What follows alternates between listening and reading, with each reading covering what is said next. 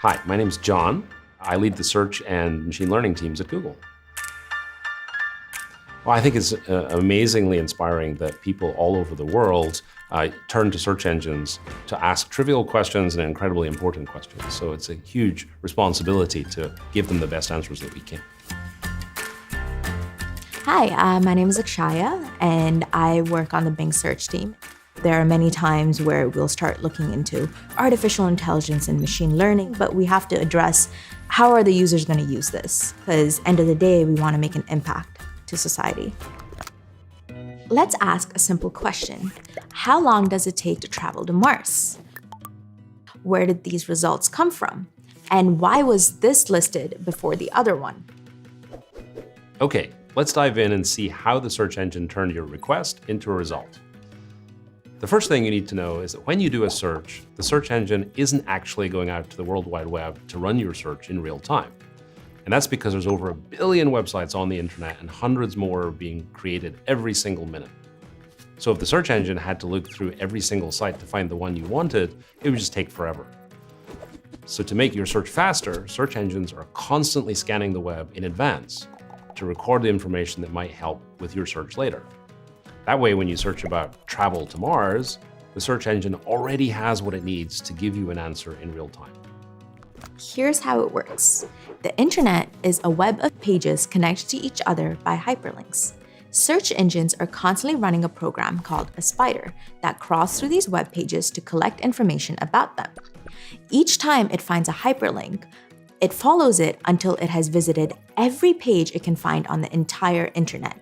For each page the spider visits, it records any information it might need for a search by adding it to a special database called a search index. Now, let's go back to that search from earlier and see if we can figure out how the search engine came up with the results.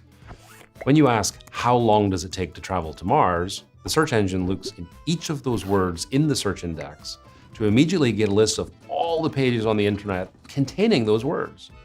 But just looking for these search terms could return millions of pages, so the search engine needs to be able to determine the best matches to show you first.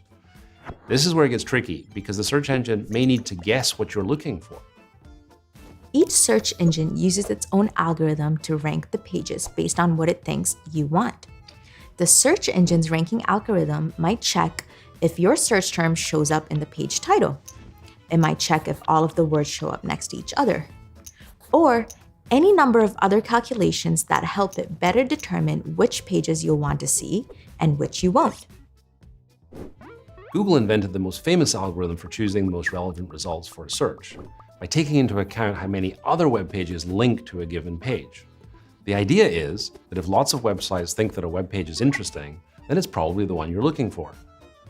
This algorithm is called PageRank, not because it ranks web pages, but because it was named after its inventor, Larry Page, who's one of the founders of Google.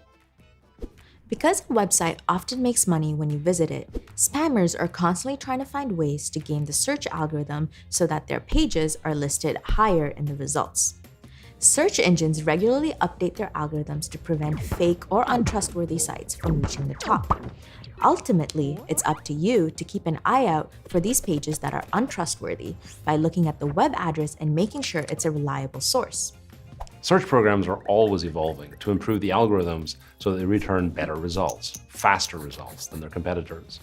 Today's search engines even use information that you haven't explicitly provided to help you narrow down your search.